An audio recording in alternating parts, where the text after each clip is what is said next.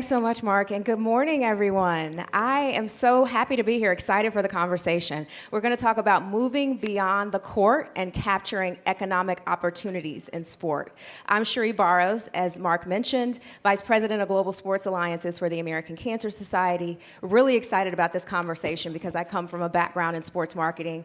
Spent the first 12 years of my career in marketing for professional sports teams, including the Atlanta Falcons, the then Oakland, now Las Vegas Raiders, and finished my career on the sports side with the San Antonio Spurs, who kind of started their career success after the gentleman next to me retired. So I wonder if that has something to do with it. But really thrilled to be here with you all today. Again, in my role at the American Cancer Society, I oversee our partnerships with all of the professional sports leagues. The National Football League, which we have a 14-year partnership with. Those of you watching games this month have probably seen Crucial Catch, which is the campaign that I manage with the NFL.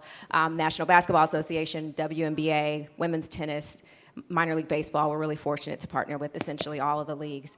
So again, without further ado, I think I have the best job of today. I get to talk to a legend and a genius here. So we're going to start with the legend, and Mitch, true legend in the sense of the word. That name is thrown around a lot, but we're talking to NBA Hall of Famer. We're talking to 6-time NBA All-Star. We're talking to NBA All-Star MVP, gold medalist. The list goes on and on and on. So really privileged to sit down and talk to you today about what's also equally as admirable, how you've transitioned into the entrepreneur that you are now. So looking forward to it. Thank you for being here. Thank you.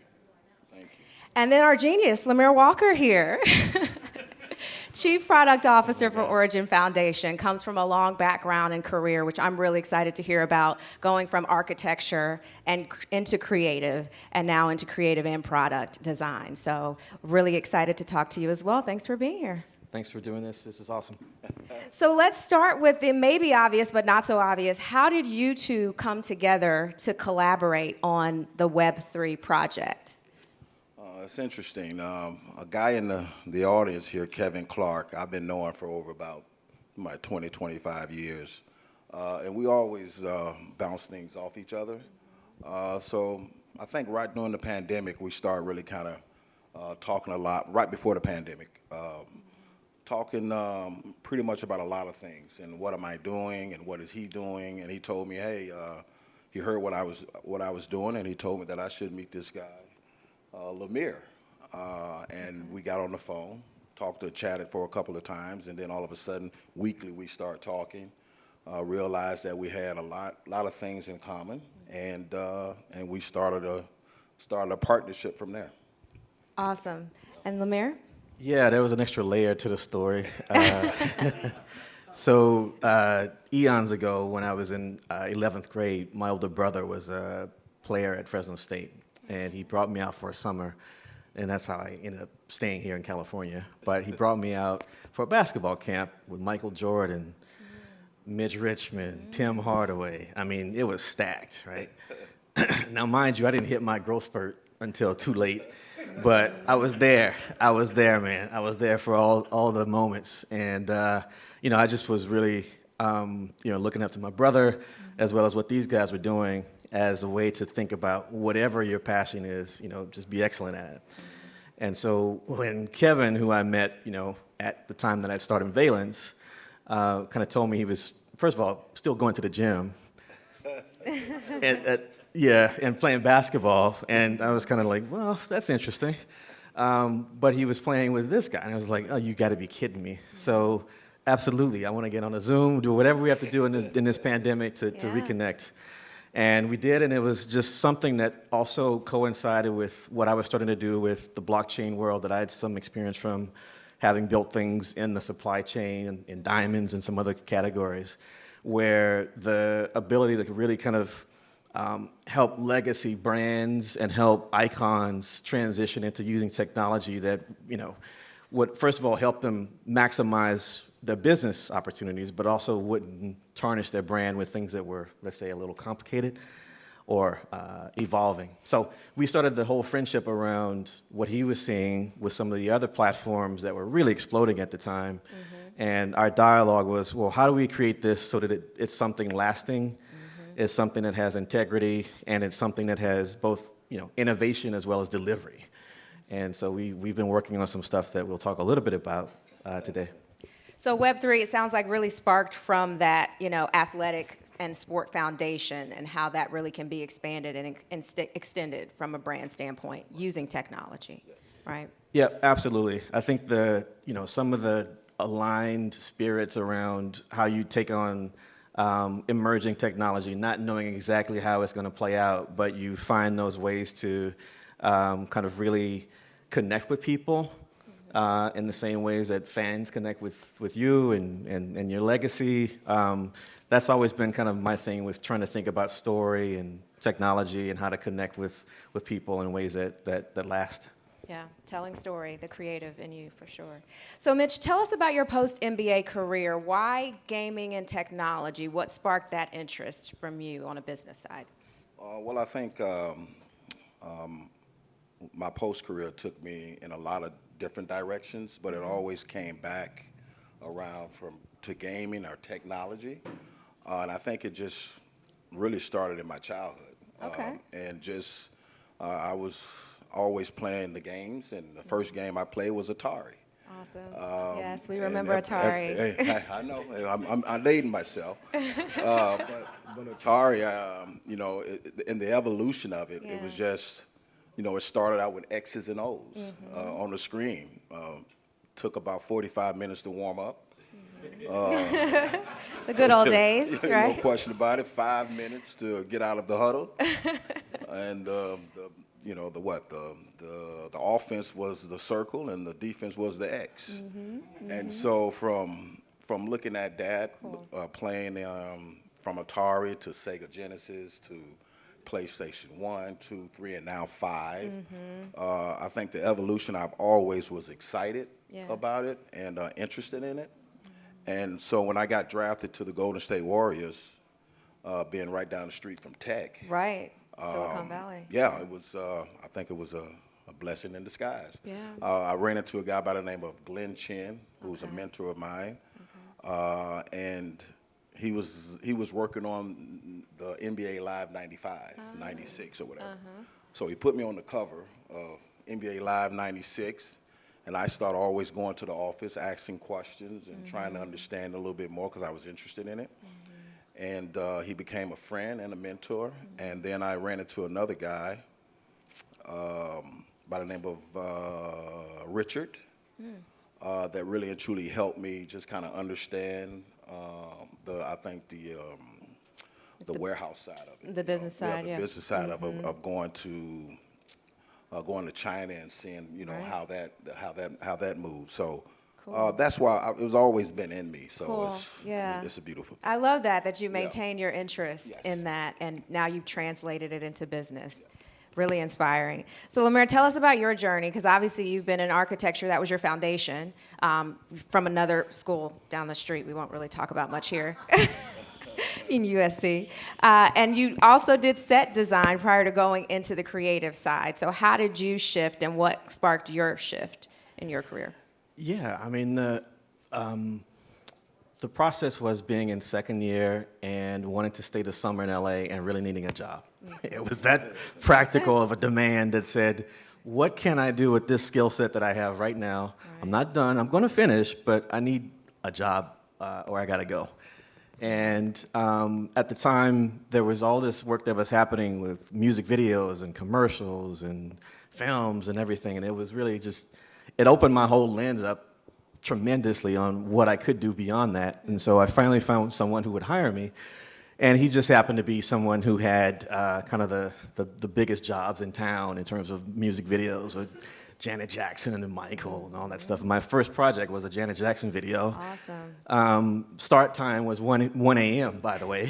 So that tells you kind of what was really going on, was the work ethic was really high. Yeah. And so that exposure over the course of that summer and continuing the relationship and working in Hollywood, and there was always also a tech lane that I was also maintaining as I was going through school, where web design at the time was really fascinating to me, that you could build these virtual things and they would eventually become real. Yeah. And as I saw what could happen with sets and they're becoming very real very fast in that case, or when I did actually work in an architecture office, the opposite was true.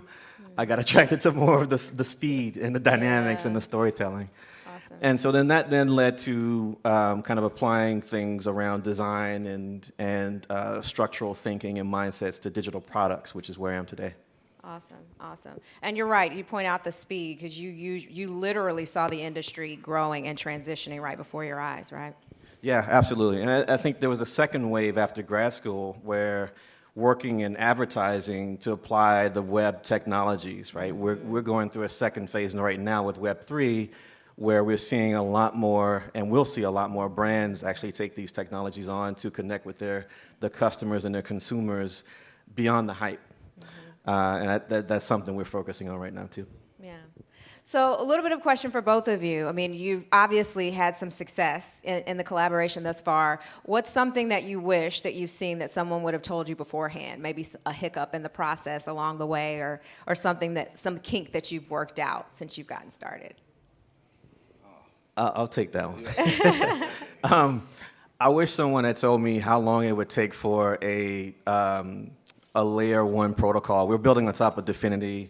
This is a larger ecosystem play that uses the full ecosystem of owning your data centers as well as all the software stack. And so doing that, then you actually need to build all the tooling that goes with that. And then you also have to, be kind to your engineers, because now they're going to put that together into a new standard. And that new standard is pretty revolutionary. We're starting to release a lot of it now as of just last month, but it took a while. And I think I have been amazed at Mitch's patience with me on that. So this isn't a planned question, but I am curious to get both of you for your feedback on, what experience you've had being, Black tech entrepreneurs in a space where we know that, we still have some work to do in terms of the diversity. When you walk into a room, do you find that people are surprised that you're in this space, and how do you navigate through that? I don't think so. Okay. I think I don't look at it that way. I'm doing something that I love. I'm excited about it. I think I'm in line myself with good people who understands the business. Right. I know I may run into that at some point in time, but right now I'm just excited about the movement and what I got going. Yeah, love that. Yeah. I would say some of those experiences of working in the early days of exploring architecture, which is a whole other kettle of fish with regard to diversity issues. Yeah. But then there's, tech and kind of larger innovation corporate. And there definitely were moments when I literally could not avoid noticing what the difference factors were. But then where the athlete thing kicked in is, it is what it is, man. Right. You know what a goal is. Go there and get that done. Right. And so that's always kind of how I try to focus on it, but also thinking about others who might not look at it that way. Right. What could we do to kind of set things in place? Yes. So that's some of the things that I've tried to do with a lot of the positions is, set a context and an arena for a lot of those obstacles to maybe be lowered or disappeared altogether. Yeah. But yeah, it's a real thing for a lot of people. But I think also just understanding the motivation and the mindset that you need to get installed in the software that you run around what do you really want to accomplish and doing that. Yeah. And if that's, building a community, like I, took part in doing one for a venture capital group called Valence. Learned a ton there. But it also kind of allows you to kind of think about, well, how do I set up a continuous loop of virtuous, capitalism? Yeah. So. Yeah, and those that are going to follow in your footsteps, right? I love that. Just by seeing you in this position, it'll inspire more people to take this path. So this next question is really close to my heart on the community side. And community is a term that's used often in today's society and culture. Even in marketing, we're starting to use the term community more as opposed to target audience. So what does that term mean to you both in today's world and in the future community? Well, I think community is very important. I think one of the projects that we're starting out first is Run TMC. I'm revamping Run TMC. So we have an existing community that know who we are, but we want to evolve and definitely get to the younger generation. So we want to introduce ourselves once again to the community. And community is very important because that's where you build from. So I'm excited about that. I'm excited about we keep new and fresh ideas and continue to bring great projects together. Yeah. Run TMC. Love it.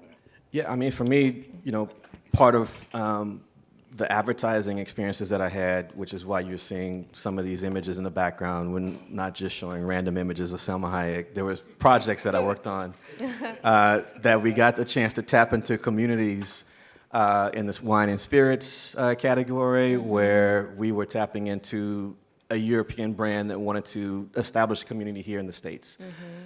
Taste profile, irrespective of the issues there, we got a really great resonance with the art community because that brand, Campari, had a multi-decade experience kind of currency with fine art. And so we had a whole tour with that. And so building things that would activate the community was always really fun. And then obviously with digital product, you get to do that through the interactions that they're having, either one-to-one or one-to-many. Right. And that's always been a through line that we've tried to achieve, right? You don't always make the community happy, per se. Yeah. And we're trying to get to a place, particularly with Web3, where we're turning over the reins to the community to actually drive the future of these entities. So it's critical that you actually have a way of engaging it. I told you he was a genius. Exactly.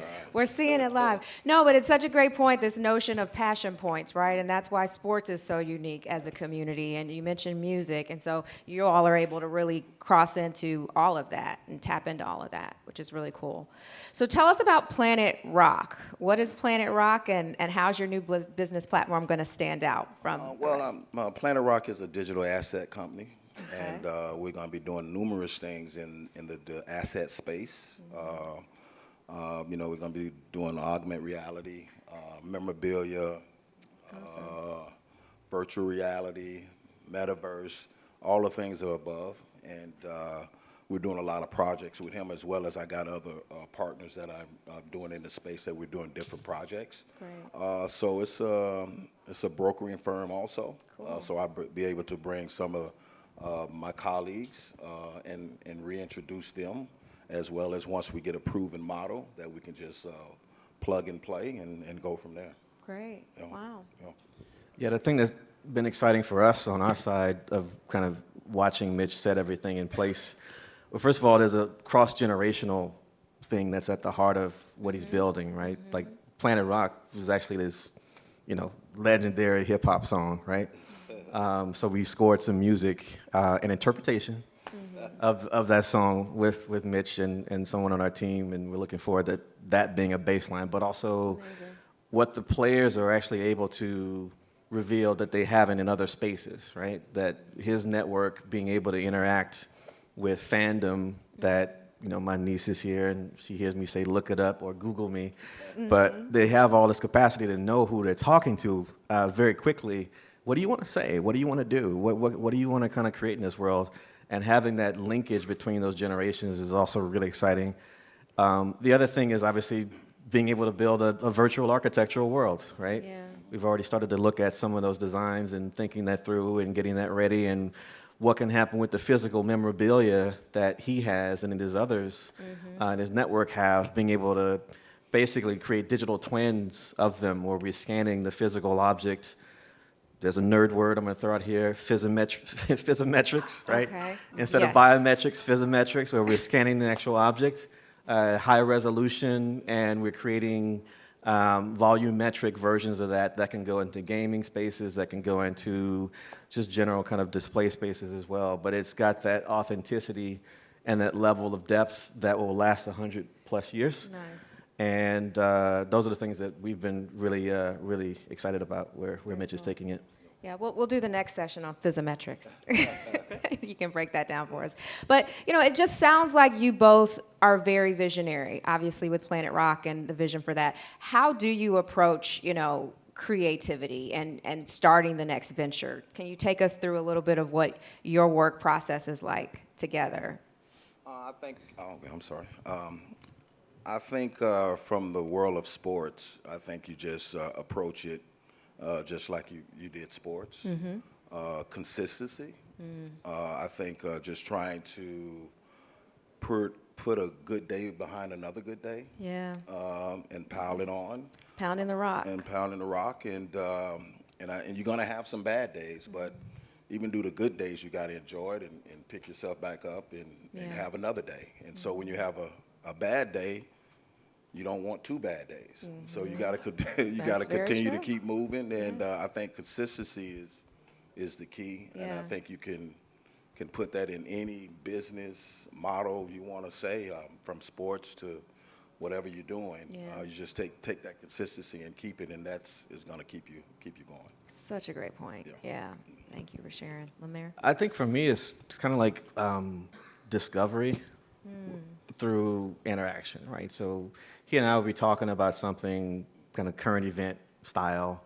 Man, that's crazy. Well, what if, right? And then you can start to quickly mentally sketch out what you think you might do with that, make a quick, equation around, is this worth my time? Or is this worth our time? Yes? Okay, well, let's dive in and sketch something real fast with it.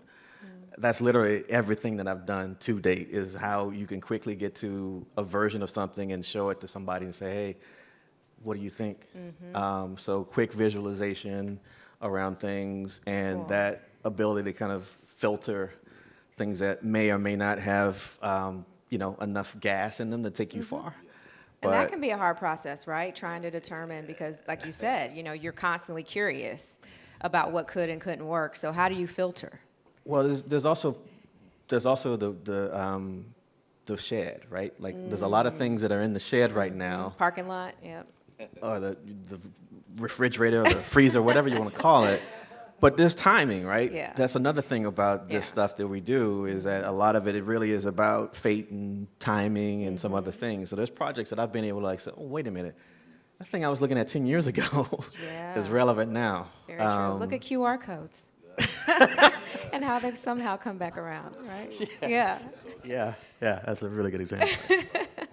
Very cool. So tell us about ORIGYN Foundation. What is it, and how's your new platform going to succeed particularly in a bear market? So ORIGYN sprung out of the partnership between someone I worked with at Boston Consulting Group, a partner who had been very much a mentor to me while I was there, and we were working on blockchain platforms, and he was introducing me to kind of the behind-the-scenes action that was going on as Ethereum was, kind of launched in 16 and 17 in a big way, and we were actually using that, but he was giving me more information on what was coming next. And so we were working on ventures with De Beers, for instance, where we were helping them with their diamond provenance, primarily around the issue of the blood diamond kind of brand damage that they have. And so we developed a dual-sided platform for the people working in the industry to have identity that could be mapped to the diamonds that they picked, so that when you actually get your diamond at Tiffany's, if you want this, you can have this full certificate that displays who picked it, when and where, and what were their dynamics around who they were. And then there was the consortium. So putting more of a face behind who was responsible it's for providing that. a transparency on a pretty opaque industry, right? And because De Beers is a large player, they were able to attract others to the other side of the platform, which was a governance platform around the industry at large. Nice. So that model informed a lot of what we ended up exploring right out of the gate with the luxury industry out of Switzerland. So ORIGYN Foundation is based in Neuchâtel, Switzerland, and so it's technically a nonprofit, but we have several divisions, and a lot of what we have focused on in the first kind of wave of rollout has been with the fine art world of scanning paintings and taking them onto chain at a super high resolution, but also providing things like insurance to go along with it. So a division of Lloyd's is working with us on that. And then the luxury industry, we started with watches. So my mentor's co-founder is a former, I don't want to mangle the name by saying it right now, but it's a very expensive watch company that he was the CMO for many years, and now he's doing this with us. Okay, awesome. AP are the letters for that watch brand. So anyway, so we started with those two categories, and then as I was kind of ramping down on Valence, they asked me to come in and start working on really taking the digital media world that's here in LA into that space. And so we've been working with Mitch and a few others on some pretty dynamic stuff. Yeah. Oh, and how do we succeed? Yes. Very important, because we need to stay alive. The rollout of more robust technology platforms where we can have application level NFTs and we can have control over the kind of full stack of the technology is enabling us to have things like video and content living on the server. This is not going to be a nerd fest, I promise. I'm going to stop on this point. Yes. But part of our success metric will be how we actually make that tech highly usable to both the end user as well as to developers, right? Okay. And so developers are going to want to build on this because it's bundled and tooled in a way that makes sense for them. Okay. So I'll stop. No, it's very. Mitch, did you want to comment on that also in Origin? It's like, no, Mer nailed it. But, just a little bit about NFTs, because I know we've heard it's like QR codes. We hear a lot about it. Do you feel that it's sustainable? I mean, obviously it took off pretty quickly and it's been applied to, nonprofit and fundraising and that sort of thing.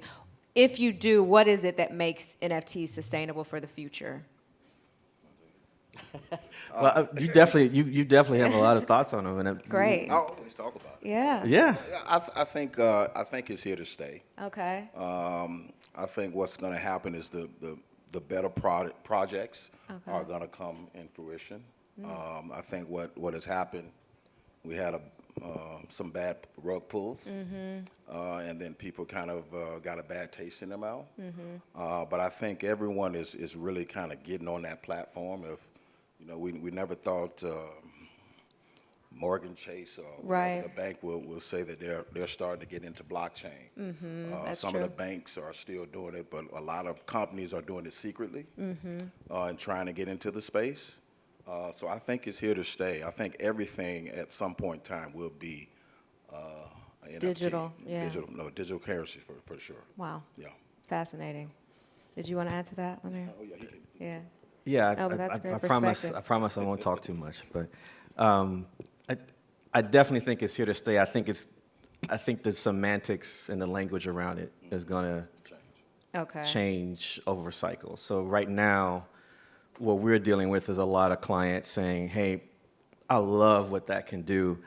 What I don't love is what I might have to deal with if I introduce that to my customers." They're going to say, "Wait a minute. Is it real? When you say you have an NFT for me, what do you mean? Right. What flavor of NFT are we dealing with here, and why? Why are you doing that?" And if you can answer intelligently, they'll ride with you, right?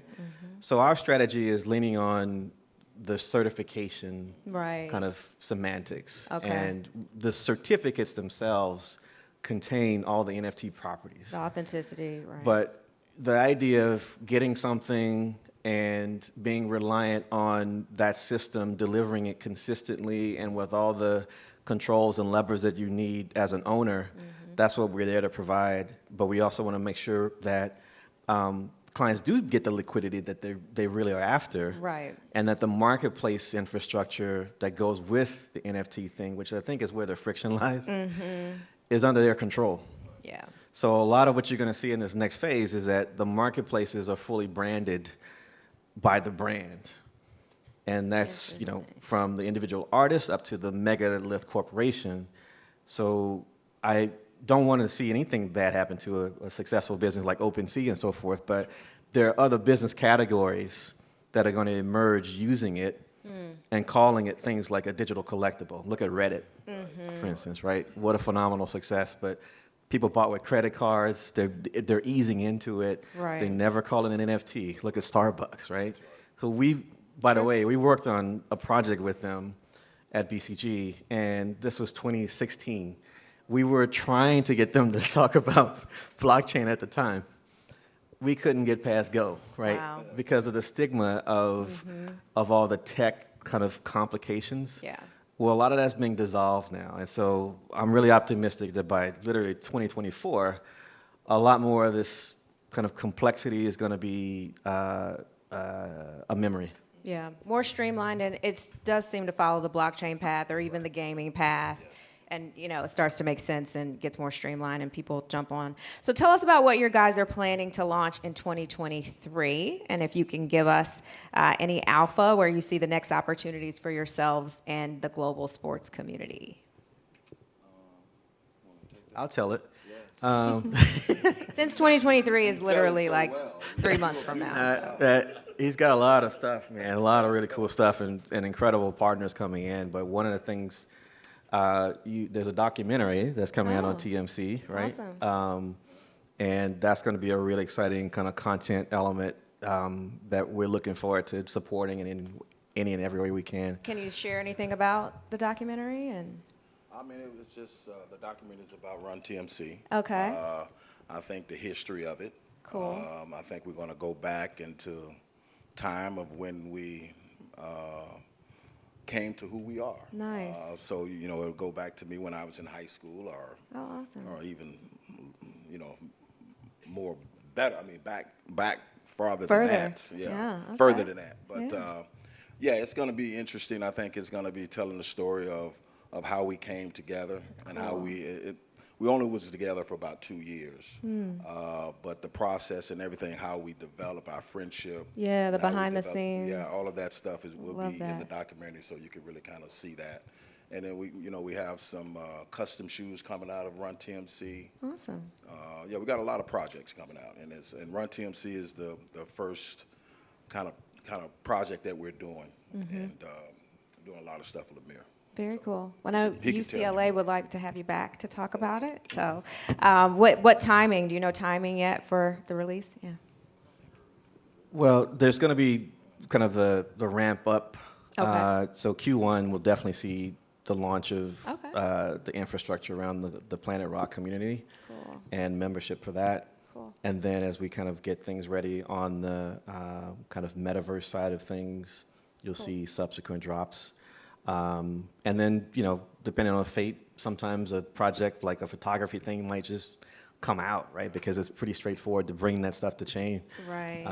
And we'll take advantage of those opportunities too. So you can take one project and really chop up like 5 to 10 different sub-projects out of that. Yeah, Which is exactly. pretty great. Yeah. Other things you want to share about 23? I mean, that sounds like a lot already. Full calendar. I would say one of the things that we've been talking about and working on is the video content that we're also producing as NFTs of each of their stories, right? As a collective. And what we're going to be able to do with those things as offers to fans that know them and fans that are discovering them alongside the documentary is pretty exciting, because that whole community is going to be leveraging those actual content pieces as their keys, right, to go in and around to learn things. So that's definitely kind of like a Q2, Q3 kind of play. But they're also aligned with the whole NBA schedule, right? Yes. So you can kind of expect things that happen during the NBA calendar, like recently Tim was inducted, and Yes, congratulations. there's some backstory to that we're working on too. So Okay, excellent, exciting. All right, so we're going to open it up to the audience for a few questions. Would anyone like to? I think we have someone with a mic, or if you just want to stand. Questions from the audience? Okay, so I'll ask one more while you're getting warmed up and thinking about your questions. Do we have someone?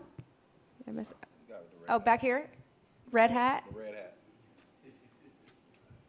Oh, here we are, right? Yes, up in the front. I think there's one coming. So again, Yeah. not knowing the space, like you guys know the space, again, the main concern of investing in NFT Web3, right? That's trending up over the next 2 to 5 years, but cryptocurrency is stable and trending down. How can we trust that it's going to go up in the next 2 to 5 years, or do we just wait for cryptocurrency to go up and say, hey, that's now is a good time to get into NFTs and Web3? you want to take it? Good question. I have an opinion too, but I think the Web3, what you're talking about as far as NFTs, I think Web3 is how we're going to experience music, how we're going to experience entertainment, gaming, is going to be experienced in a whole new way. So I think that's always going to be trending up. Cryptocurrency is, I think we just done hit it like the stock market now. So it's going to go up, it's going to go down. I think we got to figure out a balance of that. But I think Web3, if we kind of go back in time, people are always asking me, man, what is this Web3? This this metaverse is that going to be around?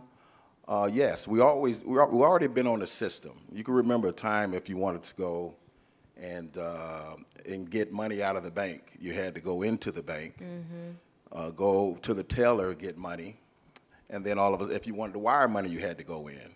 So then they came out with the ATMs. ATM, then you don't have to go inside the bank, and then if you had a bank card, you can get your money that way. But you had to have a bank card with that bank. Then all of a sudden they said, okay, well, now you can go across the country, and if you're close to a bank, you can use your bank card even though that you're not familiar with that bank. You just got to pay a fee.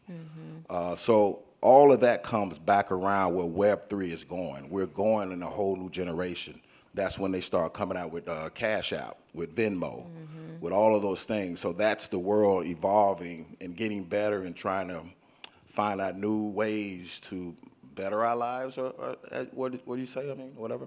Yeah. But it's going up. That's going to always be going. I think the cryptocurrency, we have to kind of figure out that market. I think it will be at some point in time, hit that plateau or whatever, how it is. I mean, you can answer that. Yeah, democratize. I think that's, Yeah. democratizing currency and that sort of thing. Go ahead, Lemire. Well, first, I think you're kind of opening up an interesting dialogue about the decoupling of NFTs from the kind of broader crypto market, which was a fascinating thing to watch in 2021, as they call it, JPEG summer, right? This past summer was what we call DPEG summer, right? Where all the kind of financial stablecoin, other things that were going on got really messy, really, really messy. And as Mitch is pointing out, it got so correlated with the general stock market, and particularly Bitcoin being kind of the reserve currency of it all, being in the coffers of people who see it as another generic asset to trade up or down, whatever, they're going to make their profit from it. So as that kind of like general cycle becomes, I would say, more normalized, and we see all the big players kind of folding it into their practice, I think, it's more stock market-like. However, as we carve out NFTs in the culture industry world, that's where you can find those things that are far more, let's say, catalytic and explosive, and can kind of take their own course because they're tapping into communities. Whereas DeFi, which, I've got a bunch of DeFi things going on, that was such a niche community for a while, and now it's being woven into the larger economic kind of market play. Until we get regulation clarity, which nobody wants to talk about that right now. Yes. Big topic. But it's going to be like that, right? And I think just finding those NFT categories that are really engaging, and you're seeing the quality within what's being offered, we'll all kind of make our investment decisions on our reads. So I'm not giving you any alpha kind of response of like, hey, this is going to be okay in 24. It's still going to be very weird in this transition. But the guidance is do your diligence on what you're looking at, and you'll find your way. Because when regulation comes in, you're on the forefront of it, right? I mean, that's the key. Yeah. Question? So first and foremost, thank you all for this. It's outstanding. I really appreciate your time. I'm always fascinated, like you share with my students. I said, isn't it interesting that you all tell all your friends that they're absolutely nothing if they don't have a pair of fresh J's. Right. Even though none of you ever saw the man play. Exactly. Right? Right. You're right. And Great so point. as you talk about, and going back to, I remember Pong, unfortunately, I remember Pong coming out, that was a big thing, right? I remember Asteroids coming out, that was a huge thing. Exactly. Atari was, But now as we move forward and we reiterate Run TMC, Right. which was incredible for us. That was a great run for us. Right. I'm curious about how you delineate your strategy to be able to connect those young people the same way that the Jordan brand was able to connect. Right. Well, I think that's a great question. But I think I go all around the world sometimes, and people, come up to me with their kids, and they say, "Hey, you remember this guy?" And they're like, "The kid is 5 years old." You know what I mean? Right. It's like, "Man, you don't remember him. You know what I mean? So the world of what we say, Google. I mean, kids now are so Yes. well interested Well-versed. and well versed Yes. in the game of sports, and it's across all genres. But Yes. they know these players. You know what I mean? And I've been with kids 15 years old that didn't know me, and I'm like, how the heck you know me? You know what I mean? Like, so I think the parents are teaching the kids, and I also think the education part as far as the kids, when they meet you, they're going to Google you. And I think what we do is we capture the people that we have, that we know, our community that we know, and then we try to reach and vitalize and evolve and try to get to the younger community. We have to do that with different projects, but I think what we have to do is stay what we know, and how we branch out, run TMC. We go down to the Bay Area. You know what I mean? In the Bay Area, all of those fans know who Run TMC is. And so we just got to capture that as much as we can, and get some free advertising, Yeah. and go from there. Well, to that point, though, Mitch, it's so true because it just came out, 7 of the top 10 selling NBA jerseys are retired players. So it's just more evidence for exactly what you're saying. Yeah. Exactly. You got a question? Another question? Yes. So the question I have aligns with this question. With the red hat, Mm-hmm. he really is talking about monetization. Mm-hmm. And he's talking about the ebbs and flows of how you dictate market. Yeah. What we forget is that the market is practicing. So I'd like him to speak to the fact that the market is just playing with the people to establish appetite. Mm. And then you segment it into what you want to deliver to the communities, because communities have always been segmented. Yeah. Right. We just are able to see it across this spectrum. Mm-hmm. We call it metaverse. So we don't have to, I'm not supposed to dictate, so I just want to ask the question. The question is, are you paying attention to the fact that you decide what the market does? Crypto moving or not moving doesn't matter if you capture the community. Right. Because you can create currency within that community. So could you speak to that? Yeah.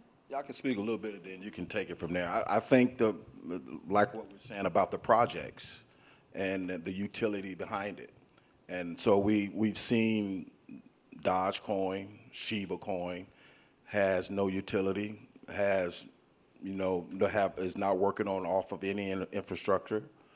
And then you have projects that are really kind of focusing on the project. And I think that's what I think businesses are doing, to kind of realigning and establishing something a little different than just putting out a cryptocurrency or an NFT.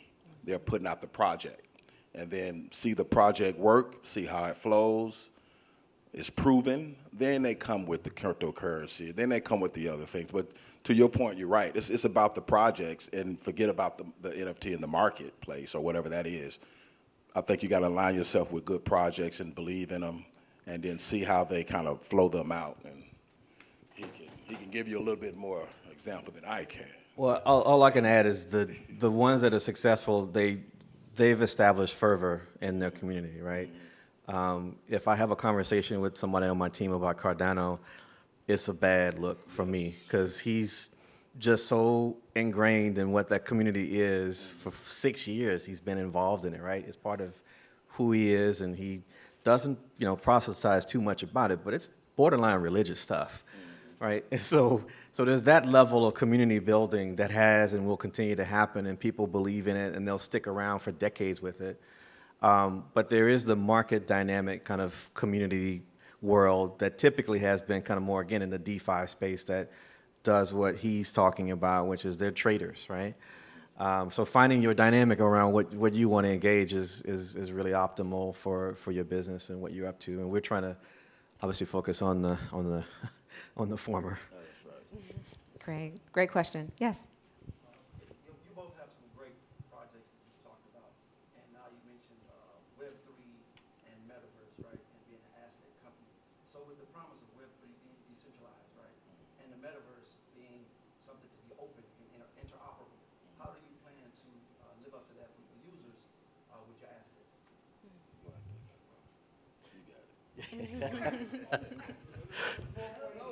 Yes, love the questions. Beautiful, great In question. depth. So you're asking like a fundamental question to it all, right? Like, what does decentralization really mean in an operational sense? And there's like a lot of process and staging that has to happen for that to really be the case. So if we take a metaverse like Decentraland, right? First of all, maybe 50 people show up a day right now in it. So they're in a stage right now where they can't really turn that over to the community because there's not enough to really drive that the way that they envision it. We're talking about another 3 to 5 years minimum before there's enough of an actual community to govern itself, right? And they're participating and having enough reason to do so. Contrast that with MakerDAO, where it's a finance kind of community. They've done it, right? And they can tell you they might not want to do it, right? And so they're trying to find a balance between when does the founding team members kind of come in and try to put things back on track so that they don't spin out into spats. But we're going through a process right now of thinking through the tools that we're building and helping, kind of guide his stuff to market. We eventually want to turn that over to the full community, but we can't do so if it's not 100, right? It has to be really great. And so my answer is, I think it's like basically in cycles of 3 to 5 years that things kind of evolve to a level where they have enough traction, they have enough participation, and the economics can all be worked out so that it makes sense for people to spend their time doing that. There's a group that is called Gitcoin. I don't know if you know those guys or not, but Kevin Owaki is a really interesting one to look at if you're interested in finding out more of how they're setting up basically this whole system where you can put up bounties for things that will benefit the larger Ethereum and some other communities. And developers will take time and just go build that as a public good so that it becomes a decentralized, non-owned technological element. So that something like what we saw happen with Tornado Cash, where they've banned the whole thing and are, kind of prosecuting code.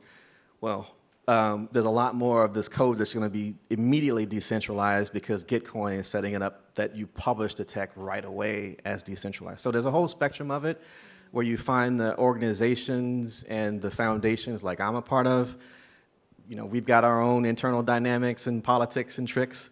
But then there's groups that are just spinning out the tech. And I think the tech is the future of getting to where you're talking about. Other questions? Yes. Question.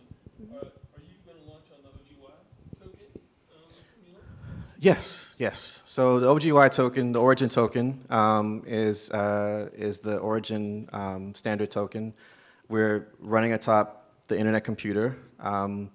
You'll see in this next couple of weeks a whole kind of marketing push from our layer one around its interaction with Bitcoin and Ethereum without using bridges.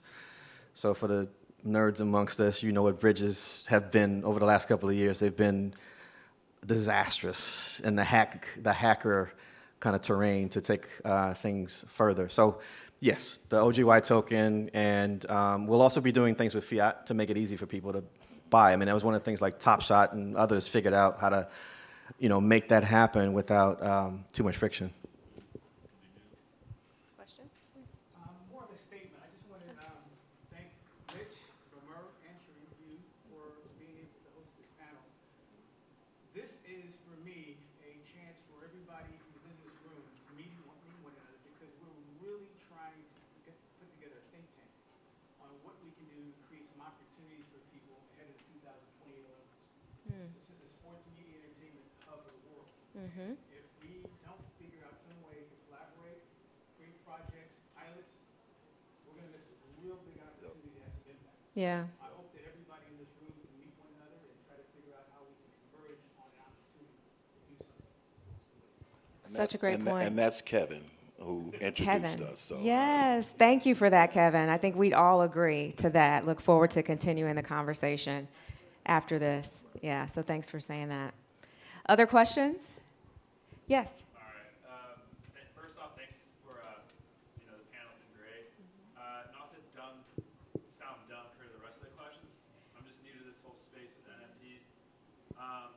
If you don't mind just like going over like the products you're offering and I'm sorry man, this is just trying to get my brain around it all.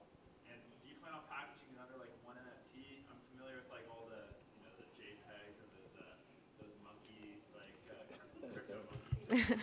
Right, right. It's all beyond me. And is it operated with like the OGY currency? If you wouldn't mind sharing a little bit about that. Yeah, I'll give you a quick rundown. And don't worry, this stuff is weird, man. I mean, I literally was looking at stuff during the summer of 2020 in the midst of all we were dealing with and going, for real? This is where we're going with this? Okay.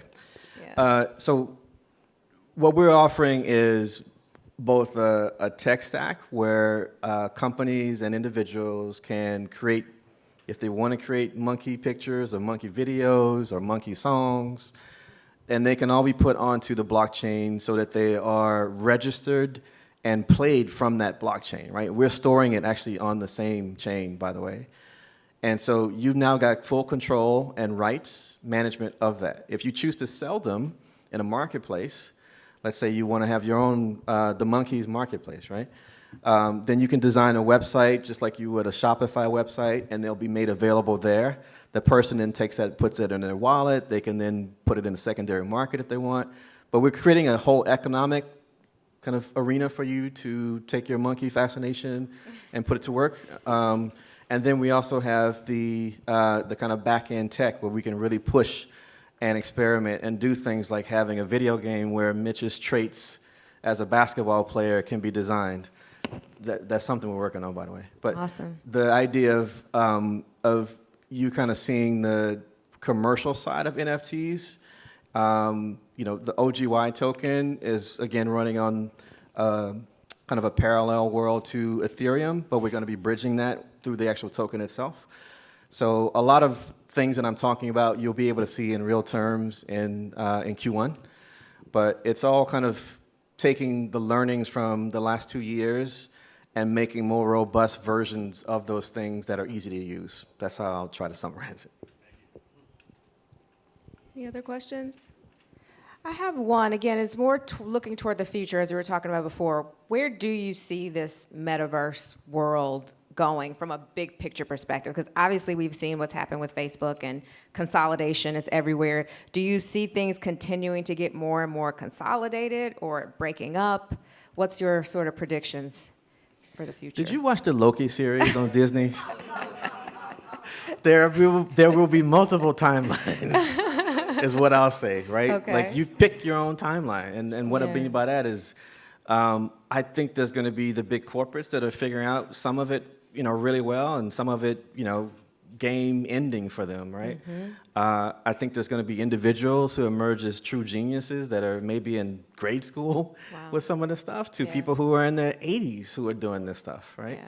So it's all on the table. But the timeline I'm going to choose is one that blends the real world and the digital world, primarily leaning on the real world. So augmented reality things that come in is where I'm wanting to spend my energy and bets. Yeah. So things like experiences where you're going on vacation and there's something extra that comes along with that, whether that's a whole rewards and loyalty system that's manifest in a creative way or just in a pure, fun, easy, hotel points kind of way. Yeah. But we're going out into the world again now, and I think there's more of that I think is worth my time and a lot of people that I know than being caught up in the closet with the stuff. Fascinating. Mitch, you want to know? Okay. Did a good job. All right. Do we have any other questions? Yes. Here in the front. Great conversation, gentlemen. Jermaine Hampton, I'm with LADC. And so we're serving as a regional convener for a major state grant, the Community Economic and Resiliency Fund, which was just awarded yesterday. And so as we're kind of talking about community and building partnerships and collaborations across the state or the region, what are your thoughts around curriculum surrounding the conversation today that we can put into our unified school districts, our community colleges in specific, because of the diversity and equity that's there? What are your thoughts along that way? I can answer that. I have an educational program, and I started it's called NAC. And the reason I started it was right before the pandemic. I wanted to introduce gaming as a curriculum combined with education, just because of the after-school programs are not teaching the kids really and truly what they really want. Yeah. And so even you go to college, and when you get to college, you have to relearn something because it's really not teaching you what the world is moving forward today.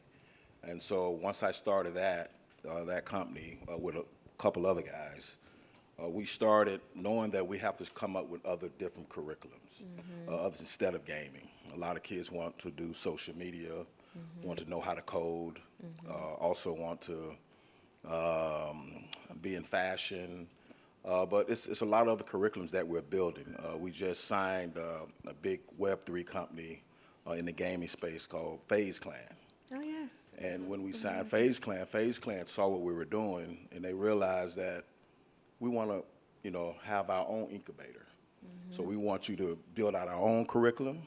And so what we started doing is all these companies start coming to us to try to build out their own curriculum, as well as doing it in the school district. So you're right on. Yeah. It's happening, and a lot of other companies are doing it too, but it's a race for it, no question. I'm hoping he actually gets a chance to tell you who those other guys are. It's pretty insane who those Oh, other are we at guys are. time? All right, Oh, no okay, problem. yes. Did you want to just quickly comment on it? I think, Mitch, you covered it, and thank you for bringing up education. Yes. So inspiring talking to both of you. Again, we really look forward to continuing the conversation. Thank you all. Thank you.